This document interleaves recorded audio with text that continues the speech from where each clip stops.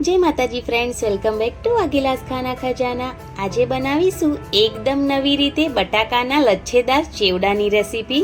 તમને જોઈને ખબર પડતી જ હશે કે જે ચેવડો માર્કેટમાં મળે છે તેના કરતાં પણ બેસ્ટ એકદમ ચટાકેદાર ચેવડો ઘરે જ બનશે, એ પણ માત્ર 5 જ મિનિટમાં। તો મહાશિવરાત્રી પર આ રેસીપી તમે જરૂરથી ટ્રાય કરજો। એકદમ ઇઝી રેસીપી છે અને ઘરે માત્ર 5 મિનિટમાં બનીને રેડી થઈ જાય છે। તો તમને જો મારી રેસીપીઓ ગમતી હોય અને તમે હજુ સુધી ચેનલને સબસ્ક્રાઇબ ના કરી હોય તો પ્લીઝ ચેનલને જરૂરથી સબસ્ક્રાઇબ કરી લેજો। તો ચાલો શરૂ કરીએ। તો તેના માટે મેં અહીંયા 1 કિલો બટાકા લઈ લીધા છે। જેમ બને તેમ બટાકા મોટી સાઈઝના લેવાના। હવે તે છાલ કાઢી લઈશું અને છાલ કાઢ્યા પછી હવે તેને ગ્રેટરની મદદથી ગ્રેટ કરી લઈશું। તો આ રીતની છન્ની આવે તેને લેવાની અને તેની પર બટાકાને એકદમ સારી રીતે ગ્રેટ કરી લેવાના। જેટલા બટાકાની તમારે લચ્છેદાર ચેવડો બનાવવો હોય તેટલા બટાકાને। તો બસ આ જ રીતથી બધા જ બટાકાને ગ્રેટ કરી લેવાના છે, પહેલાં ધોયા વગર જ બટાકાને। હવે એકદમ સારી રીતે બટાકા બધા જ ગ્રેટ થઈ ગયા છે તો તેને 4 થી 5 પાણીથી એકદમ સારી રીતે ધોઈ નાખીશું, જેથી તેનો સ્ટાર્ચ અને ગંદકી બધું જ નીકળી જાય। એટલા માટે તેને એકદમ સરસ ધોઈ લેવાના છે। હવે તો એકદમ સરસ ધોયા પછી તેનું પાણી નિતારવા માટે તેને કાણાવાળા વાસણમાં મૂકી દઈશું અને તેનું બધું જ પાણી નિતારી લઈશું, કારણ કે આપણે તેમાં બિલકુલ પાણી ના રહેવું જોઈએ। એક જાડું કોટનનું કપડું લઈશું અને તેની અંદર લચ્છા બધા જ પાથરી દઈશું એકદમ સરસ રીતે, એકદમ છૂટા છૂટા। અને પંખા નીચે 5 મિનિટ માટે તેને રહેવા દઈશું। આપણે વધારે પ્રમાણમાં તેને ડ્રાય નથી કરવાના, થોડું મોઇસ્ચર રહેવા દેવાનું છે। એટલા માટે 5 જ મિનિટ માટે પંખા નીચે તેને થોડા ડ્રાય થાય ત્યાં સુધી પાથરી દેવાના છે। તો તમે જોઈ શકો છો કે હવે થોડા ડ્રાય થઈ ગયા છે, થોડું પાણી દેખાય છે પણ હાથમાં ચોંટે નહીં તેટલું હોય તો ચાલે।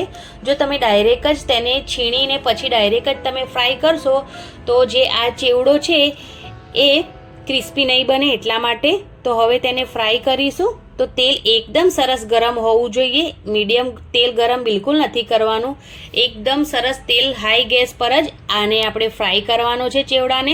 તો એકદમ સરસ તેલ ગરમ હોવું જોઈએ અને જ્યારે તમે આના ચેવડોને એડ કરો તો તેમાં બહુ બધા બબલ થશે। જ્યાં સુધી બબલ થોડા ઓછા ના થઈ જાય ત્યાં સુધી તેને બિલકુલ પલટાવવાનું નથી। જેમ થોડા થોડા બબલ ઓછા થશે તેમ તેમ આ ચેવડો છે એ ફ્રાય થતો જશે અને માત્ર થોડા ટાઈમમાં ચેવડો એકદમ સરસ ફ્રાય થઈ જશે અને તેના બબલ પણ એકદમ ઓછા થઈ જશે। તો એકદમ સરસ રીતે પહેલાં થોડો થોડો ચેવડો એડ કરી અને તેને ફ્રાય કરી લેવાનો અને આ જ રીતે જેટલો બી ચેવડો છે તેને બધો જ મેં ફ્રાય કરીને રેડી કરી લીધો છે। હવે થોડા સિંગદાણા લઈશું અને તેને પણ ફ્રાય કરી લઈશું, તેનો પણ ટેસ્ટ આ ચેવડામાં ખૂબ જ સરસ આવે છે। તેની સાથે થોડા મીઠા લીમડાના પાન એડ કરીશું અને તેને પણ ફ્રાય કરી લઈશું। થોડી સૂકી દ્રાક્ષ લીધી છે મેં, તમારી પાસે કાજુ હોય તો તમે કાજુને પણ ફ્રાય કરી શકો છો અને થોડા લીલા મરચાંને પણ ફ્રાય કરી લઈશું। જો તમારે લીલા મરચાં એડ ના કરવા હોય તો તમે લાલ મરચું પણ એડ કરી શકો છો, તમને જે પસંદ હોય એ પ્રમાણે। તો હવે લીલા મરચાં પણ ફ્રાય કરી લીધા છે। તો ચેવડો ફ્રાય થઈને રેડી થઈ ગયો છે। તો હવે તેની અંદર જે સિંધવ મીઠું આવે તેને એડ કરીશું, પણ જો તમે ઉપવાસ માટે ના બનાવતા હોય તો તમે નોર્મલ મીઠું પણ નાખી શકો છો। હવે ત્યાર પછી ફ્રાય કરેલી દ્રાક્ષ એડ કરીશું, કાજુ પણ એડ કરી શકો છો તમે, સિંગદાણા એડ કરીશું ફ્રાય કરેલા અને તેની સાથે મીઠા લીમડાના પાન જે ફ્રાય કર્યા હતા તેને એડ કરીશું અને જે લીલા મરચાં ફ્રાય કર્યા હતા તેને પણ એડ કરવાના છે।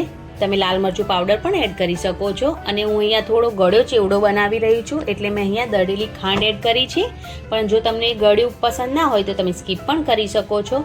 તો હવે બધા જ મસાલાને ચેવડા સાથે એકદમ સારી રીતે હાથની મદદથી અથવા તો આ રીતે મિક્સ કરી લઈશું અને એકદમ ટેસ્ટી, ઉપવાસ ના પણ હોય તો પણ તમે આ ઘરે બનાવીને ખાઈ શકો છો। બહારનો ચેવડો લાવવાની બિલકુલ જરૂરત નહીં પડે એવો ચેવડો, અને એ પણ બિલકુલ તેલ વગરનો ઘરે જ બનીને રેડી થશે।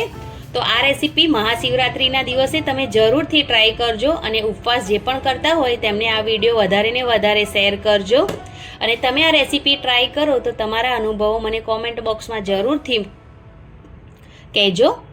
તો એકદમ ટેસ્ટી ચેવડો બનીને રેડી થયો છે અને હું તમને તેને થોડો હાથમાં લઈને પણ બતાવી દઈશ કે તમે જુઓ તેની ક્રન્ચીનેસ કેટલી સરસ છે, જોઈ શકો છો। બિલકુલ ઓઇલ નથી એમાં તો તમે આ રેસીપી જરૂરથી ટ્રાય કરજો. મળી એક નવા વિડીયો સાથે. Thanks for watching. Bye bye. Take care. જય માતાજી. આવજો.